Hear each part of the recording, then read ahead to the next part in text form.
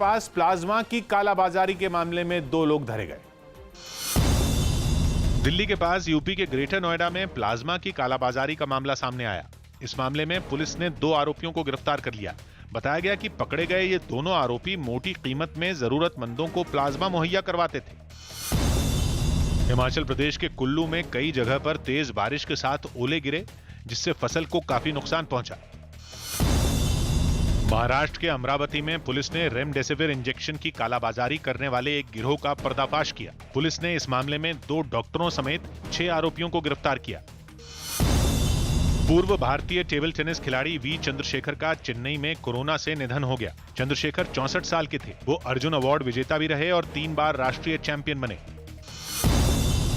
दिल्ली की मॉरिस नगर पुलिस ने oxygen cylinder से जुड़ी चीजों की कालाबाजारी के आरोप में 3 लोगों को पकड़ा। पुलिस ने इनके पास से 36 ऑक्सीजन फ्लो मीटर भी बरामद किए। छत्तीसगढ़ के सुकमा में कुछ नक्सलियों ने घर में घुसकर पुलिस के जवान की हत्या कर दी। ये जवान वहां पुलिस के खुफिया विभाग में तैनात था। अमेरिका ने गाजा में फिलिस्तीनी चरमपंथी संगठन हमास के ठिकानों पर इजरायल के हमलों को समर्थन किया है। इस तनाव को लेकर अमेरिका के राष्ट्रपति जो बाइडेन ने इजरायल के पीएम बेंयामिन नेतन्याहू से बात की और इजरायल पर हमास के हमलों की निंदा की। उन्होंने जवाबी कार्रवाई को इजरायल का हक बताया और उसे पूरे समर्थन का भरोसा भी दिया।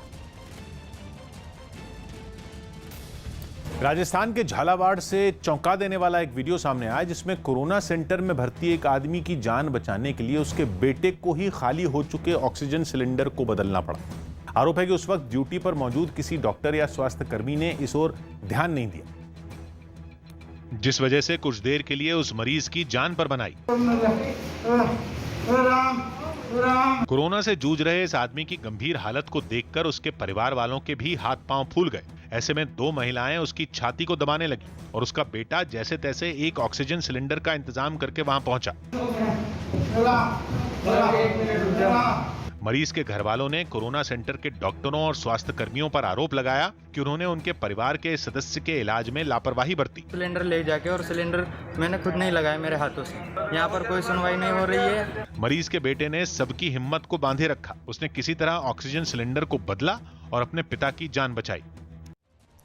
यूपी में भी कोरोना बेकाबू हो चला है। यूपी में पिछले 24 घंटों के समय कोरोना से 329 और लोगों की मौत हुई है, जबकि इस बीच 18,125 नए मरीजों में इस कोरोना संक्रमण की पुष्टि हुई है। पिछले 24 घंटों के 329 लोगों की मौत होने के साथ ही यूपी में कोरोना से मरने वालों की संख्या बढ़कर 16,372 हो गई है। यूपी में अब तक 15,63,238 मरीज कोरोना संक्रमित हो चुके हैं। हालांकि इनमें से 13,40,251 मरीज ठीक भी हुए हैं।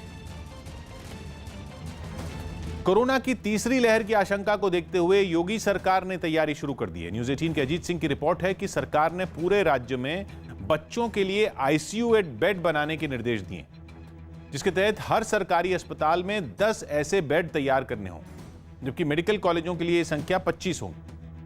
बच्चों के डॉक्टरों को भी वर्चुअल ट्रेनिंग देने का आदेश दिया गया है, क्योंकि यह आशंका जताई जा रही है कि तीसरी लहर बच्चों के लिए घातक होने वाली है। दिल्ली की खान मार्केट में ऑक्सीजन कॉन्सेंट्रेटर की कालाबाजारी का आरोपी नवनीत कालरा की अग्रिम जमानत याचिका पर आज दिल्ली की साकेत कोर्ट फैसला सुना सकती है। फिलहाल कोर्ट ने नवनीत को अभी तक राहत नहीं दी है। आज सुबह 10 बजे कोर्ट इस मामले में अपना फैसला सुनाएगी। वहीं ऑक्सीजन कॉन्सेंट्रेटर बरामदगी के मामले में गिरफ्तार 5 व्यक्तियों में से 4 व्यक्तियों को साकेत कोर्ट ने 50,000 रुपए के निजी मुचलके पर जमानत दे दी है। हालांकि एक अन्य आरोपी हितेश, जो कि आरोपी नवनीत कालरा का कर्मचारी है, उसकी भी जमानत पर साकेत कोर्ट आज ही फैसला सुनाएगी। चीन के शिनजियांग प्रांत में उठे रेतीले तूफान ने वहां इलाकों पर ऐसा कब्जा किया कि लोगों का सांस लेना मुश्किल हो गया। बताया गया कि वहां चली ताकतवर हवाओं ने जमीन से रेत और धूल को अपने साथ ऐसा उड़ाया कि 100 मीटर ऊंची रेत की दीवार बन गई, जो काल बनकर प्रांत के एक बड़े इलाके पर धावा बोलती नजर आई। तस्वीरें देखकर ऐसा लगा मानो किसी दमदार बम में जोरदार धमाके के बाद हर तरफ धुआं ही धुआं छा गया हो। रेत और धूल के इस घने गुबार में नीला आसमान भी पीला नजर आया।